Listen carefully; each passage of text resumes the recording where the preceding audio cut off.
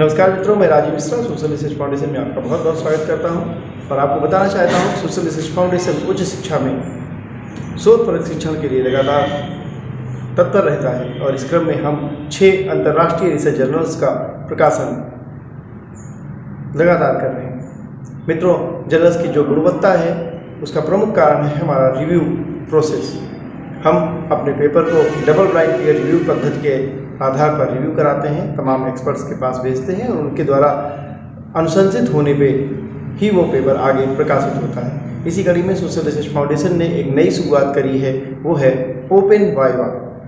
इस क्रम में हम जूम मीटिंग के तहत एक्सपर्ट और लेखक को आमने सामने रखकर एक साक्षात्कार कराते हैं, जिसमें दोनों एक दूसरे से अनभिज्ञ होते हैं, खाली उनके पेपर एक दूसरे के पास होते हैं और वे अपने पेपर पर एक डिस्कशन करते हैं एक्सपर्ट से और एक्सपर्ट उस पेपर पर साक्षात्कार पद्धति से डिस्कशन करने के बाद पूरी तरह जब संतुष्ट हो जाता है तब वह पेपर हम अपने जर्नल में प्रकाशन के लिए भेजते हैं। तो आइए हम अपनी तरह का पहला अभिनव प्रयोग करते हैं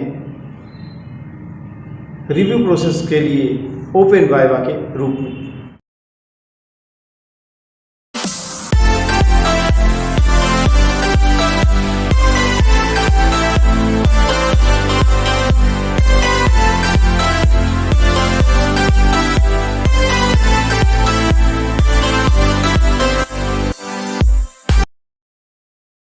नमस्कार, मैं नीतू शर्मा।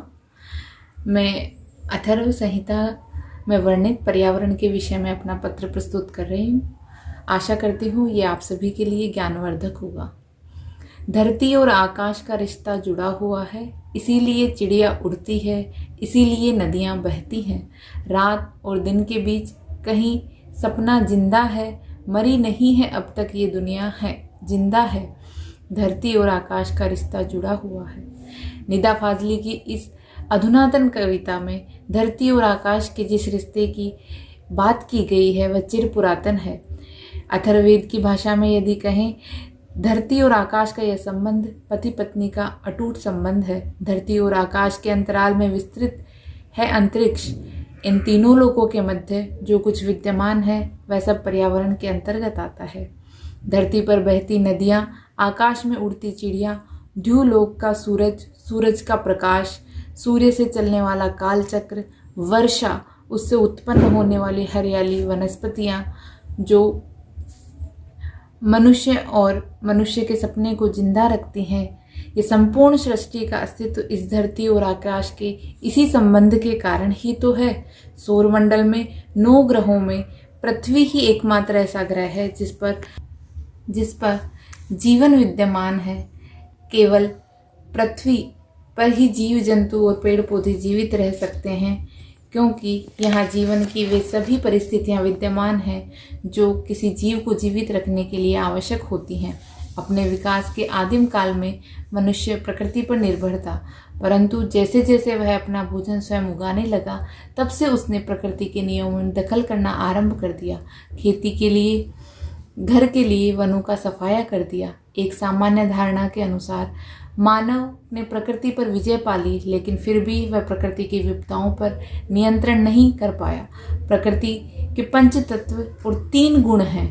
भारतीय दर्शन में भी 5 महाभूत सिद्धांत माना गया है। ये तत्व हैं पृथ्वी, जल, तेज, वायु और आकाश। मानव शरीर या तो सृष्टि की प्रक्रिया में 5 तत्व हैं। इन 5 तत्वों का एक ही मूल तत्व से विकास हुआ है। संपूर्ण दृश्यमान जगत एक ही मूल तत्व का विस्तार है। आधुनिक विज्ञान ने अब तक जो शताधिक तत्व आविष्कृत किए हैं वे मौलिक नहीं हैं, यौगिक हैं। मौलिक तत्व विज्ञान के अनुसार अब 2 हैं, इलेक्ट्रॉन और प्रोटॉन। इन्हीं के विलक्षण योग से भिन्न भिन्न तत्व बनते हैं। ये दोनों भी वास्तव में एक ही तत्व के विकास हैं। सृष्टि प्रक्रिया में 5 तत्वों के साथ त्रिगुण संबंध भी सहायता करते हैं। ये गुण हैं सत, रज और तम। इन तत्वों की सामान्य अवस्था एक आदर्श स्थिति है जिससे प्रकृति और सृष्टि संतुलित रहती है, मानव मात्र के लिए मंगलमयी और कल्याणमयी रहती है। वैदिक ऋषि ने व्यष्टि वह समष्टि के इस संबंध को भली प्रकार से समझा। वह जाना था इस सृष्टि में आकाश, पृथ्वी, जल, वायु, तेज 5 तत्व नैसर्गिक क्रियाओं से हर प्रकार से दूषण और प्रदूषण को कम कर पर्यावरण को शुद्ध और सृष्टि का संतुलन बनाने में सहायक रहते हैं। 5 तत्वों में पहला तत्व है पृथ्वी। वेद में पृथ्वी को प्रथम उत्पन्न माना गया है। माता भूमि पुत्रो अहम पृथ्वीयाम, ऐसा अथर्ववेद में वर्णित है, जो एक अनुभूत सत्य है कि माँ का संतान के संबंध में अटूट संबंध है।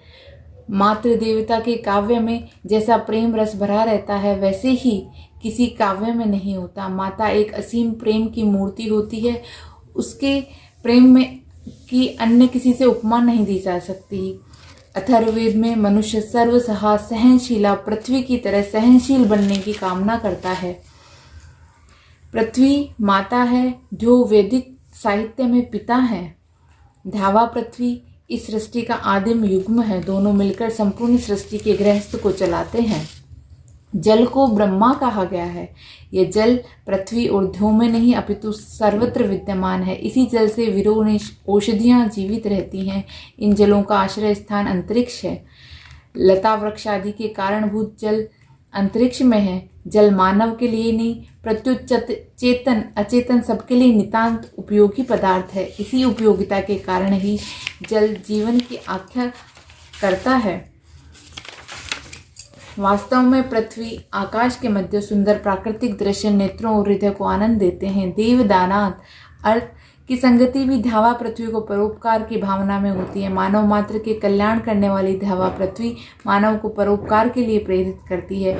परोपकार की भावना जहाँ होती है, वहाँ व्यक्ति लोभ की प्रवृत्ति पर विजय पा लेता है। प्रकृति का असंतुलन, पर्यावरण का प्रदूषण लोभ की प्रबल प्रवृत्ति के वश होता है। यदि मनुष्य इसे जीत लेता है तो धावा पृथ्वी दोनों उसे आशीर्वाद, बल, संतान देने की कृपणता नहीं करते। वे उसे ऊर्जस्वित करते हैं, मनुष्य को ऊर्जा देते हैं। सौर ऊर्जा, सूर्य का प्रकाश, सूर्य के स्नान से भी व्यक्ति अनेक रोगों का बचाव कर सकता है। पृथ्वी में पाई जाने वाली औषधियों के रस भी दीर्घ आयुष्य प्रदान करने वाली होती हैं। इन सब का भाव यही है, धावा पृथ्वी भौतिक रूप में हो या आध्यात्मिक रूप में हमें जो वरदान देते हैं, उनको हम आवश्यकता अनुसार ग्रहण करें। दोनों के पर्यावरण संरक्षण में हम सहयोग दें। इस प्रकार की प्रार्थनाएं हमें वैसे ही कर्म करने की प्रेरणा देंगी। जब हम शुभ कार्य करेंगे तो परिणाम भी शुभ ही होंगे। धन्यवाद।